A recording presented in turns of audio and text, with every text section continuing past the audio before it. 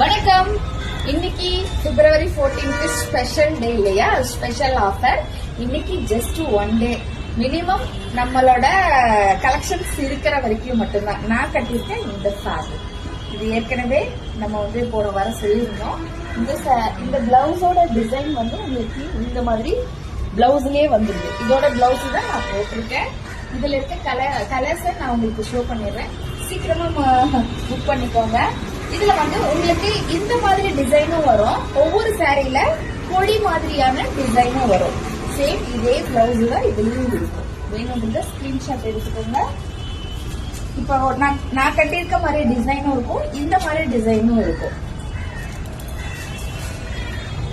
இதோட ரேட் இன்னைக்கு மட்டும் 499+.